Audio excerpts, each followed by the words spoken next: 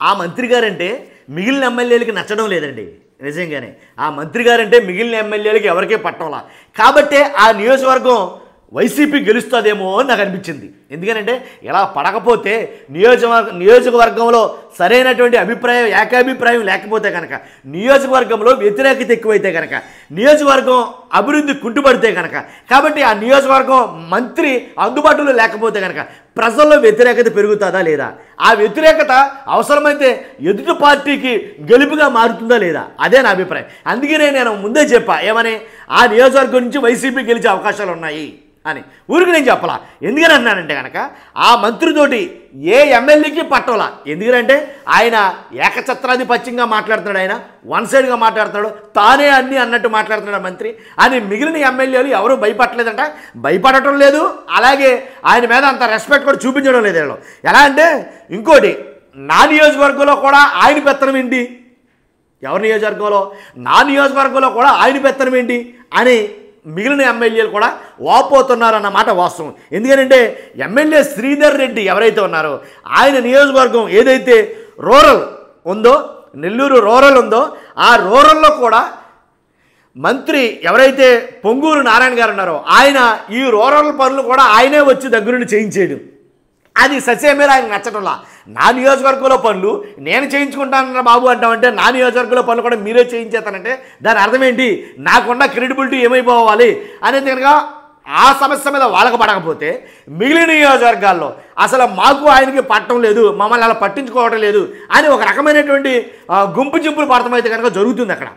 కాబట్టి అందువల్ల మిగిలిన ఏదైతే కావలి కానీ, కందుకూరు కానీ, ఆత్మకూరు కానీ, బుచ్చిరెడ్డిపాలెం, అలాగే గూడూరు, అలాగే వెంకటగిరి, అలాగే నాయుడుపేట, అలాగే సూళ్ళూరుపేట, తర్వాత ఆలూరు నగర పంచాయతీలు, అలాగే సూళ్ళూరుపేట మున్సిపాలిటీలు కానీ ఇలాగ ఈ ప్రాంతాలన్నింటిలో కూడా ఎవరెవరైతే ఆ నియోజకవర్గాలకు సంబంధించిన ఎమ్మెల్యేలు ఉన్నారో వాళ్ళకి ఎవరికీ పట్టాలా. ఇది అంటే జగమెరిగిన సత్యం, అందరికీ తెలుసు, కానీ ఎవరు తెలియనట్టు ఉంటారు, అంతే తేడా. కాబట్టి పట్టం లేదు. కాబట్టి ఆ మంత్రి అంటే మాకు వద్దు అన్నట్టుగానే ఉన్నారు ఆ మంత్రి. ఆయన కూడా వాస్తవం చెప్పాలంటే ఎలా అంటే, మిగిలిన నియోజకవర్గాల్లో ఏ నియోజకవర్గాన్ని ఆయన టచ్ చేయట్లా, నాకెందుకు వచ్చింది అన్నట్టుగా ఆ నియోజకవర్గాలకి వెళ్ళట్లేదు. ఆయన మంత్రి అయినప్పటికీ ఆ నియోజకవర్గం కానీ, ఆ నియోజకవర్గ ప్రాంతాలు కానీ ఈయన వెళ్ళిన పాపాన పోవట్లా. ఏంటంటే ఆయన కావాల్సింది ఏంటి, నెల్లూరు సిటీ. ఆ నెల్లూరు సిటీ వరకు ఆయన చూసుకోవడంతో మిగిలిన ఎమ్మెల్యేలతోటి సత్సంబంధాలు లేకపోవడంతో విభేదాలు తలెత్తుతున్నాయి అనేది అందరూ మాట్లాడుకున్న మాట. ఇది గ్రౌండ్ రిపోర్ట్ అని చెప్పాలి వాస్తవంగా మాట్లాడాలంటే.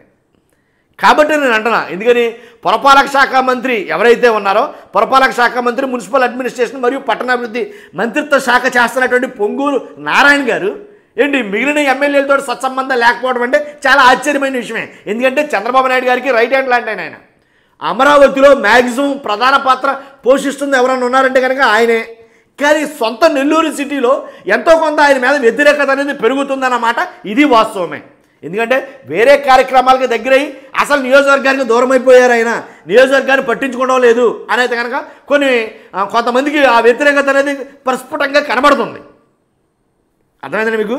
కాబట్టి అమరావతి బాధ్యతలన్నీ ఆయన భుజాల మీద వేసుకున్నారు. కాబట్టి తర్వాత లోపాయకారంగా చాలామందికి ఇవ్వాల్సిన పనుల్లో కూడా ఇబ్బందులు పెడుతున్నారు. కాబట్టి అసలు ఏమీ చెప్పడం లేదు, మిగిలిన ఎమ్మెల్యేలతో ఎవరు మంచి చెడ్డ ఉండటం లేదు ఆయనకి. ఓన్లీ చంద్రబాబు నాయుడు గారు, అలాగే నారాయణ గారు టు చంద్రబాబు నాయుడు గారు, అంతే. మిగిలిన వాళ్ళు ఎవరో మాకు సంబంధం లేదు, మిగిలిన వాళ్ళు ఎవరో నాతో సరిపాటి కాదు అన్నట్టుగా ఆయన ప్రవర్తన ఉంది అనేది కింది స్థాయి ఎమ్మెల్యేలు ప్రధానంగా చేస్తున్న ఆరోపణలు. కాబట్టి ఒక మంత్రి మీద ఇంతమంది ఎమ్మెల్యేలు వ్యతిరేకత అనేది చాలా కష్టం. ఎవరి దగ్గర చూడం మనం, అక్కడైతే జరుగుతుంది. ఇదంతా కలిపి ఆ సిటీ ఏదైతే నెల్లూరు సిటీ ఉందో ఆ నెల్లూరు సిటీ మీద ప్రభావం చూపుతుంది. అందుగురించి ఆ నెల్లూరు సిటీలో ఈసారి మాత్రం వైసీపీకి ఎక్కువ బలం ఉంది అక్కడ ప్రస్తుతానికి. కార్యకర్తలు కావచ్చు, వాళ్ళు కావచ్చు, అంటే సరైన నాయకుడు లేడు కదా. అలాంటప్పుడు నెల్లూరు సిటీకి సరైన నాయకుడే అసలు ఎవరో ఏంటో తెలియని టైంలో వైసీపీకి బలం ఎలా ఉందని ఎలా చేశారు. నేను ఎక్కడ కూడా ఏది చెప్తున్నా సరే ఒకటి మాట గుర్తుపెట్టుకోవాలి మీరు, ఏంటంటే ఆ సిటీ ఏదైతే నియోజకవర్గం చెప్తున్నానో ఆ నియోజకవర్గంలో ఎవరైతే వైసీపీ ఇన్ఛార్జీలు ఉన్నారో వాళ్ళ గురించి నేను ఎక్కడ కూడా మాట్లాడటంలా. ఇన్ఛార్జీలు వస్తుంటారు, పోతుంటారు, ఉంటారో ఉండరో తర్వాత ఇష్యూ. కానీ ఆ గ్రౌండ్ లెవెల్లో ఉన్న నాయకులు కానీ, కింది స్థాయి నాయకులు కానీ, అలాగే కార్యకర్తలు కానీ, అక్కడ ప్రజలు కానీ ఏ పార్టీకి ఎక్కువగా మగ్గు చూపుతున్నారు, నాయకుడిదేముంది. జగన్మోహన్ రెడ్డి గారు ఎవరిని తీసుకొచ్చి నిల్చోబెడితే వాళ్ళు విన్నింగ్ అయిన సందర్భాలు లేవా? కాబట్టి నేను అనేది అదే. కాబట్టి దానికి తగ్గ నాయకుడిని పొంగూరు నారాయణరావు గారి సరిపడా నాయకుడిని అక్కడి నుంచి నియమిస్తారు, దాంట్లో ఎలాంటి డౌట్ లేదు. కాదు ప్రస్తుతానికి మాత్రం కింది స్థాయిలో బాగుంది వైఎస్ఆర్సీపీకి, అదే నేను చెప్పాలనుకున్న విషయం. కాబట్టి చూస్తున్న మీరు అందరూ కూడా మీ అభిప్రాయాన్ని, ఆ ప్రాంతం వాళ్ళు ఉంటే కనుక ఖచ్చితంగా అక్కడ ఏం జరుగుతుంది అనేది మీకు ఇంకా బాగా తెలుస్తుంది. కాబట్టి మీ అభిప్రాయం నా అభిప్రాయం ఏకీభవం అయిందో లేదో తెలియాలంటే ఫస్ట్ మీరు కామెంట్ చేయండి, కరెక్టా కాదనేది. కరెక్ట్ అయితే కరెక్ట్, లేదైతే లేదు. కాబట్టి ఖచ్చితంగా కామెంట్ చేయండి, ఫస్ట్ అయితే లైక్ చేయండి, నాకు మోటివేషన్గా ఉంటుంది, ఎక్కువ మందికి ఇన్ఫర్మేషన్ షేర్ అవుతుంది. చూస్తున్న మీరు అందరూ కూడా కొత్తగా మన ఛానల్స్తో పక్కాగా సబ్స్క్రైబ్ చేయండి. Thank you very much.